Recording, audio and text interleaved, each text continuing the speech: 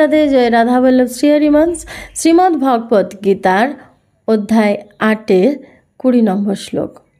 অনিত্য জগতের বর্ণনা করে এবার পরবর্তী শ্লোকে জীবের প্রাপ্ত যোগ্য বস্তু পরমাত্মার মহিমা বিশেষভাবে বর্ণনা করেছেন।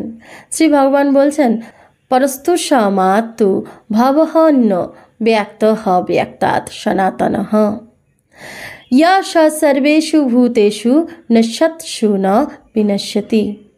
অর্থাৎ কিন্তু সেই অব্যক্তের অতীত অনাদি সর্বশ্রেষ্ঠ ভাব যে অব্যক্ত অর্থাৎ ঈশ্বর আছেন, সমস্ত প্রাণীর নাশ হলেও তার কিন্তু বিনাশ নেই।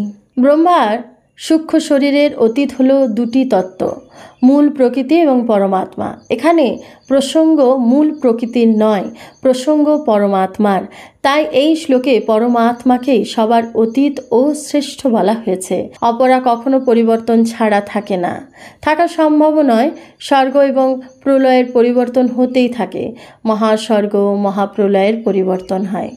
পরা ও অপরা এই দুটি তত্ত্বই যদি অপরিবর্তনশীল হয় তাহলে জন্ম মৃত্যু দূর হয়, অথবা এই দুটি যদি পরিবর্তনশীল হয় তাহলেও জন্ম মৃত্যু দূর হয়।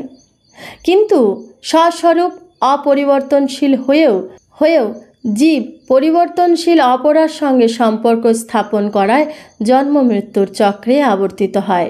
জগতের সঙ্গে নিজের সম্পর্ক স্থাপন করে সে জগৎ হয়ে পড়েছে। চলন্ত গাড়িতে বসে থাকলেও মানুষ যেমন চলতে থাকে, তেমনি পরিবর্তনশীল জগৎকে আঁকড়ে ধরায় জীবও পরিবর্তনশীল হয়ে পড়েছে। পরমাত্মাকে পর অর্থাৎ অত্যন্ত শ্রেষ্ঠ বলার অর্থ হল ব্রহ্মার সূক্ষ্ম শরীরের থেকেও শ্রেষ্ঠ হল মূল প্রকৃতি, আর মূল প্রকৃতির থেকেও শ্রেষ্ঠ হলেন পরমাত্মা। রাধে রাধে। জয় রাধা বল্লভ শ্রীহরিবংশ।